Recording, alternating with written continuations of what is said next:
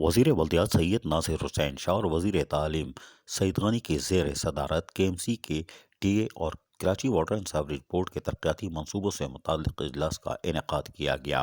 اجلاس میں سیکرٹری بلدیات نجم شاہ، ایڈمنسٹریٹر بلدیہ عظمیٰ کراچی لئیق احمد، اسپیشل سیکرٹری بلدیات Najeeb Ahmed, M D water board اور دیگر شریک تھے۔ اجلاس میں ذوالفقار آباد آئل ٹرمینل اہم منصوبہ ہے اور اس پر کام کے بارے میں تفصیلات حاصل کی، جبکہ سید ناصر حسین شاہ وزیر بلدیات نے کہا کہ منصوبہ سندھ حکومت کی ترجیحات میں شامل ہے، کراچی سے آئل ٹینکر کو منتقل کرنا ہے، جبکہ ناصر حسین شاہ کا مزید کہنا تھا کہ ایڈمنسٹریٹر کے ایم سی دورہ کر کے ٹرمینل منصوبے پر رپورٹ پیش کریں تاکہ منصوبے کے مستقبل کا فیصلہ کیا جا سکے، جبکہ وزیر بلدیات نے عظیم پورہ ملیر 15 کی اسکیم کی انکوائری کے احکامات جاری کر دیے ہیں۔ اسکیم پر پیسے کیسے جاری ہوئے، کام ہوا کہ نہیں ہوا، تو پیسے کہاں خرچ ہوئے۔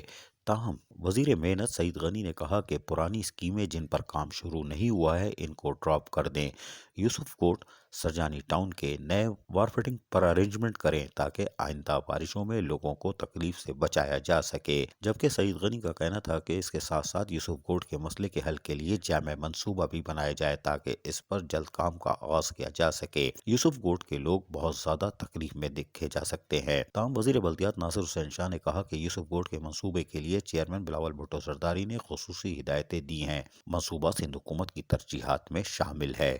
عزیز عارف، KBS بلدیاتی نیوز کراچی۔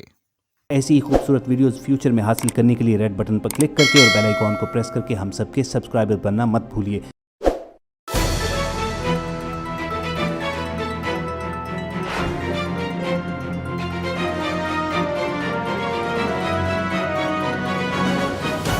KBS بلدیاتی نیوز۔